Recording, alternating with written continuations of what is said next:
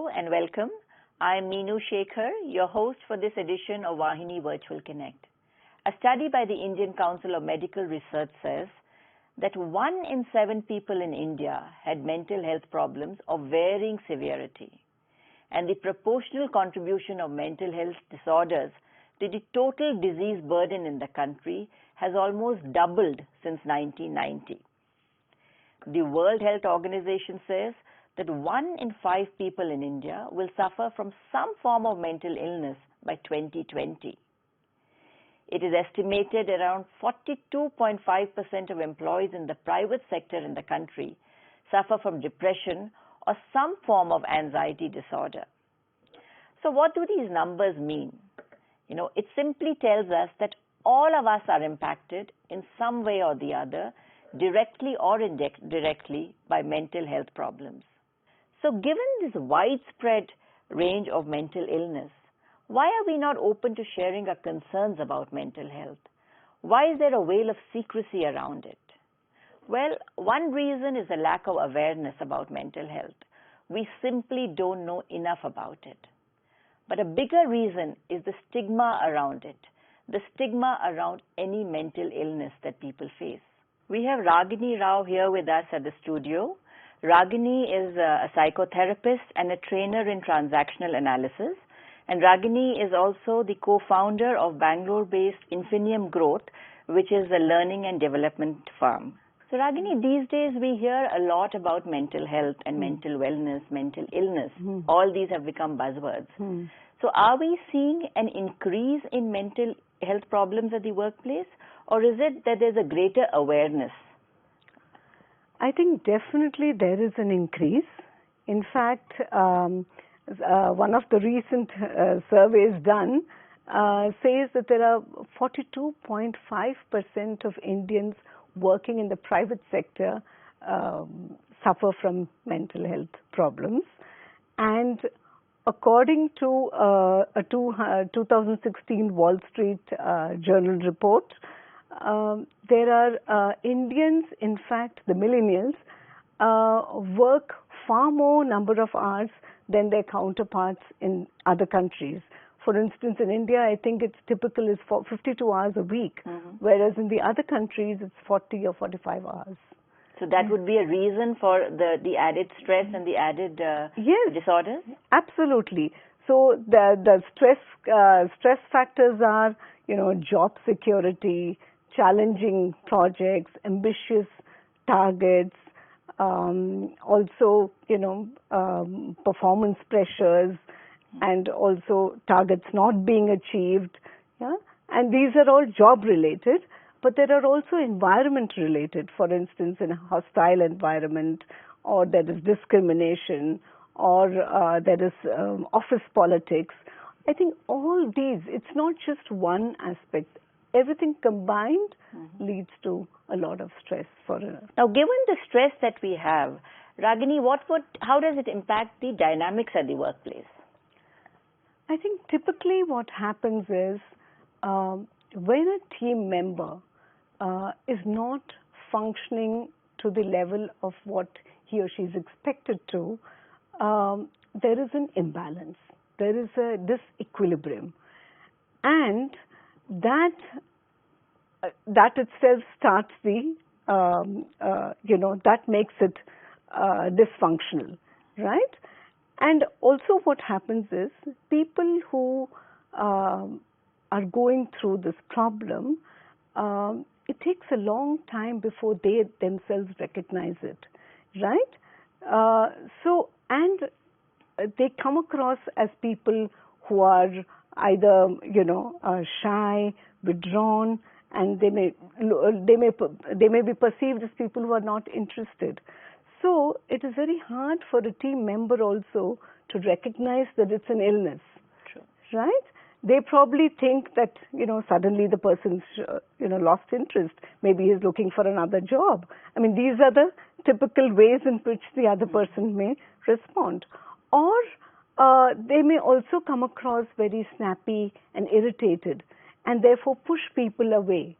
So for a team member or people working with them, it's hard. It's hard for them also to first, it takes a while for them to recognize whether it's a problem or it's just, a person who's going through a bad mood. So how, in your experience, how do people typically respond when they come to know that a colleague or an employee is having a mental health issue?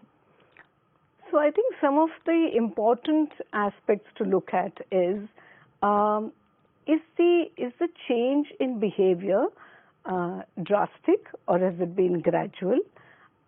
Is it very different from the usual behavior of that person?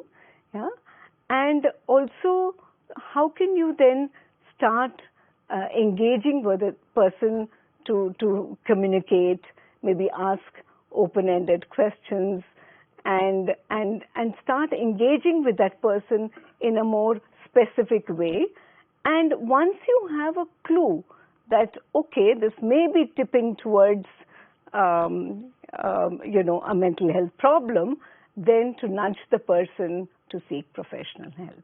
In terms of organizations, Ragini, what would you say is their responsibility when it comes to managing such conditions at the workplace? One, acceptance, to create an atmosphere of acceptance. Have strict policies around discrimination, yeah, and how these problems can be addressed, yeah. And the other is, I think, having services like free counseling services, which is, I think many organizations are already doing. I think that's a very important one. And what I've also found is, to have a grievance cell. Yeah, many times people are very hesitant to complain about a colleague, or even worse is complain about a superior. So having a grievance cell goes a far way in handling these. And I think lastly, to have policies which are on par with all the physical illnesses that we have, right, like leave allowance, insurance. So Ragini, we've spoken about what organizations can do. We have spoken about what we as colleagues can do. What about the persons themselves, people who are going through such problems? Yeah. What can they do to make the workplace also make it easier for the organization and for their colleagues, in fact, to make it a more supportive workplace? Yeah, and I think the hardest but the most important is really to first recognize what is happening to me. Yeah, how do I start recognizing that there is a beginning of a problem? Yeah, so for that, I think self-awareness is an extremely important aspect. So to be aware of what are my thoughts and feelings, how is that getting manifested as behavior, and is there a conflict in this? Am I thinking and feeling something else, but I'm behaving something different? So self-awareness is really one of the major points in this which one needs to take care of. And then from there to recognize where is the miss, or what needs to be changed. So is it external? Is it internal? Yeah. Also, so are there difficulties in the environment that's causing stress, or is it the internal process, like I just said? And if it is internal, is it to do with skill? Is it to do with a relationship? Is it to do with anything else that I need to do? So to be able to really understand and figure out that, what is it? And then from there to, okay, so now what is possible for me to change now? Yeah. And where is it? If it's skill-based, then, you do a course or whatever. But if it is more your internal, then you look at, maybe seeking professional help, going to a therapist, yeah, working out what is it, what are you sitting with really, yeah, and what is that conflict within, right, which is bothering you. So all of us are scared of being judged or being labeled as being mentally weak. At the workplace in particular, people are apprehensive of being considered ineffective and unproductive. They are scared that this could hamper their career growth. They are scared that they could lose their jobs. This in turn adds to their stress and anxiety, and it results in an extremely vicious cycle. So what can we all do about it? How can we build a culture that empowers people with mental health problems to rise to their full potential at the workplace? Let's talk now to Venkat, Director, Employee Relations and Policies, to know how organizations can effectively tackle the issues around mental health. The biggest challenge is, I'll go at it two ways. I think on a very philosophical level, these are challenges around creating self-awareness. These are challenging around, education. There are challenges around how do you build advocacy in the organization, and how do you teach people how to be resilient. Now, operational challenges involve how do you make this top-down? How does everybody speak the same language? How do you make it a culture? How do you create leadership sponsorship? As you move down, how do you reach people across the several tens of facilities that we have and the several hundreds of bays that we have? How do you reach every single person? And once you do, even when you have that reach, I think the next piece is how do you make it okay to talk about something that is so stigmatized? What are some of the initiatives that you have taken at Accenture towards overcoming these challenges, and also to ensure that everyone has an equal access to these, irrespective of the level they are at?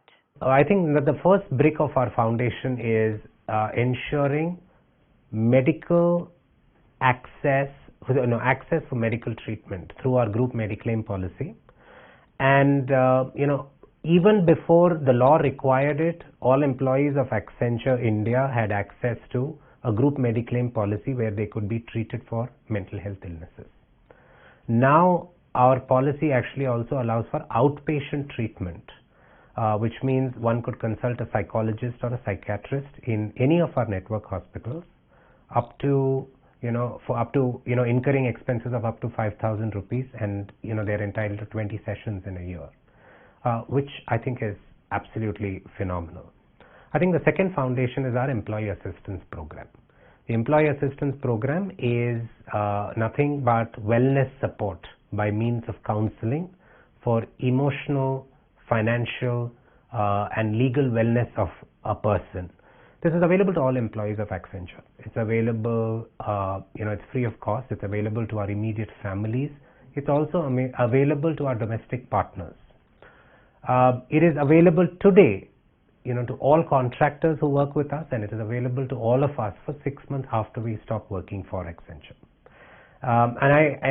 The services of EAP comes in many forms to us. It includes even free in-person sessions with counselors if one so desires. In addition to this, there are a few call-outs, that we've invested in the last 18 months. Number one, we have a mental health portal page that's accessible to all employees. We have 250 advocates, mental health advocates, and these mental health advocates are, as I'd like to describe, like you have a floor ward, like you have a fire warden in every floor. We aspire to have mental health advocates on every floor, who are pretty much, educators and awareness creators and resource providers as a first response to people who may have a mental health issue. In addition to that, we experimented with on-site counseling last year, which essentially means for a duration of 8 hours a day, we had counselors in our facilities, and we advertised it to our employees. We had more takers than we had ever imagined, and we are shortly going to go live with on-site counselors across all our facilities at Accenture in India. Those are some of the things, and how do we make sure everybody has access to it? We design programs so that everybody has access to it. As I've described to you, everybody has access to our trainings, everybody has access to our advocates, our EAP is extended to our contractors. I think it's our starting point. Anything that we do at Accenture, we make sure that it is available to every single person in some form or fashion. So these are great initiatives, Venkat. Could you share with us what difference these have made? Could you share some examples? Absolutely.